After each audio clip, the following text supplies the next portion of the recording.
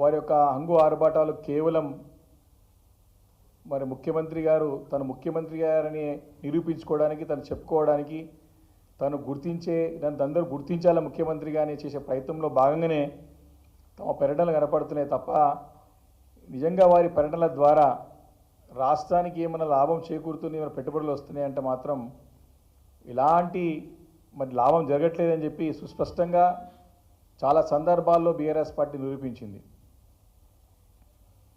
వారి వ్యవహారం ఏ రకంగా ఉందంటే గత కేసీఆర్ గారి ప్రభుత్వంలో చేసిన దానికంటే మేము బాగా చేస్తున్నామని చెప్పే ప్రయత్నం, గత ప్రభుత్వంలో అన్ని తప్పులు జరిగాయని చెప్పి నిరూపించే ప్రయత్నమే తప్ప ప్రజలకి చక్కటి పరిపాలన అందించాలా, ప్రజలు తమకు అవకాశం ఇచ్చారు నిలబెట్టుకోవాలనే ప్రయత్నం ఎప్పుడు కూడా కనపడలేదు. మరి వారి ఒక్కటి మాటలో చెప్పాలంటే రేవంత్ రెడ్డి గారి కాంగ్రెస్ ప్రభుత్వం వ్యవహారం ఏ రకంగా ఉందంటే మరి పులిని చూసి నక్క వాతలు పెట్టుకునే రకంగా వారికి వ్యవహారశీలి కనపడుతూ ఉంది. వారి వ్యవహారం అంతా కూడా మేము బాగా చేస్తున్నామని చెప్పి ప్రజలకు నిరూపించే ప్రయత్నం చేస్తున్నారు. ఏమి చేయట్లేదు కానీ ప్రచారం చేస్తూ మరి మేము పెద్దవాళ్ళం బాగా చేస్తున్నాం, ప్రజలకి బ్రహ్మాండంగా చేస్తున్నామని చెప్పి, గతంలో ఏమి జరగలేదని చెప్పి, మేమే అన్నీ చేస్తున్నామని చెప్పి ప్రజలను నమ్మించి మరొకసారి మోసం చేసే ప్రయత్నం చేస్తూ ఉన్నారు.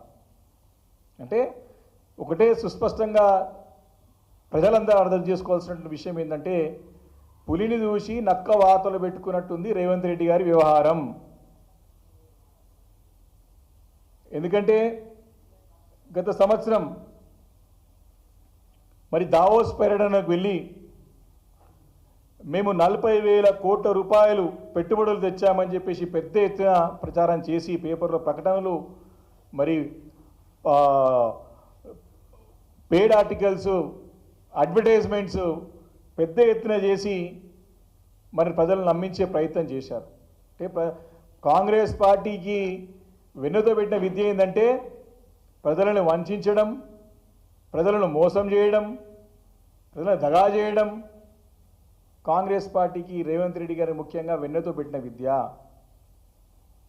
వారు స్పష్టంగా 40,000 కోట్లు 40,232 కోట్ల రూపాయలు గత దావోస్ పర్యటన ద్వారా పెట్టుబడులు రాష్ట్రానికి వస్తున్నాయని చెప్పి ప్రకటించిన సందర్భంలో బీఆర్ఎస్ పార్టీ స్పష్టంగా ఇవన్నీ కూడా బూటకం, అన్నీ కూడా ఫేక్, మీ ప్రకటనలన్నీ కూడా ప్రజలని మభ్యపెట్టడానికి, మీ ప్రకటనలన్నీ కూడా గత ప్రభుత్వం కంటే మేము బాగా చేస్తున్నామని చెప్పి చిత్రీకరించడానికి, మోసం చేయడానికి చేసే ప్రయత్నమే తప్ప మరి దాంట్లో వాస్తవం లేదని చెప్పి కరాఖండిగా అసెంబ్లీ వేదికగా అనేక వేదికల పైన మీరు తెచ్చింది కేవలం అంటే దాంట్లో అన్నీ కూడా దాదాపు అన్నీ కూడా అనుమాన స్థితిలో, అంటే అన్నీ కూడా దగ్గర ఫేక్ పెట్టుబడులు. దాంట్లో ఆ 40,232 కోట్ల పెట్టుబడులలో అదానీ గ్రూప్ నుంచి అనుమాన స్థితిలో ఉన్నటువంటి యొక్క పెట్టుబడులు 12,400 కోట్లు. దాంతోపాటు గోడి ఇండియా అని చెప్పి కేవలం 160 కోట్ల రూపాయల విలువ ఉన్నటువంటి కంపెనీ 8,000 కోట్ల రూపాయల పెట్టుబడులు, అంటే దాదాపు 20,400 కోట్లు బూటకం, ఫేక్ అని ఆ రోజు నిరూపించాం.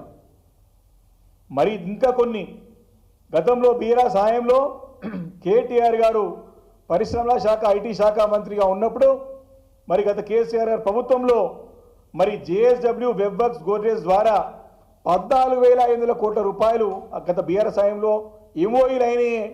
మళ్ళీ అవే మేము తీసుకొచ్చామని చెప్పి ప్రజలని తప్పుదోవ పెట్టించే ప్రయత్నం చేశారు.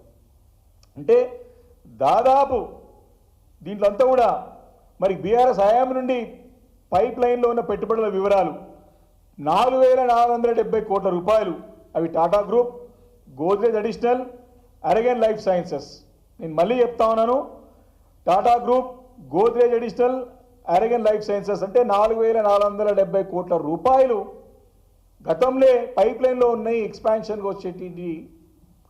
అంటే మొత్తం కలిపితే మరి బీఆర్ఎస్ హయాంలో చేసుకున్న ఎంఓఈలు 14,500 కోట్లు, బీఆర్ఎస్ హయాంలో పైప్ లైన్ నుండి ముందుకు సాగుతున్న ప్రాజెక్టులు 4,470 కోట్లు. ఈ యొక్క ఫేక్ పెట్టుబడులు ఏవైతే అదానీ గోడి గ్రూప్స్ ఉన్నాయో 20,400 కోట్లు. అంటే సరాసరి మొత్తం పోతే వాళ్ళు తీసుకొచ్చిన పెట్టుబడులు ఎంత అంటే కేవలం 862 కోట్ల రూపాయలే. వీటన్నిటిని కూడా ఆధారాలతో పాటు బీఆర్ఎస్ పార్టీ నిరూపించి ప్రజలకి నిజాన్ని తెలియజేసింది. బీఆర్ఎస్ పార్టీ మరి తప్పకుండా ప్రజల పక్షాన ఉండి పోరాటం చేస్తాం, విపక్ష పార్టీగా మా బాధ్యత నిర్వహిస్తాం.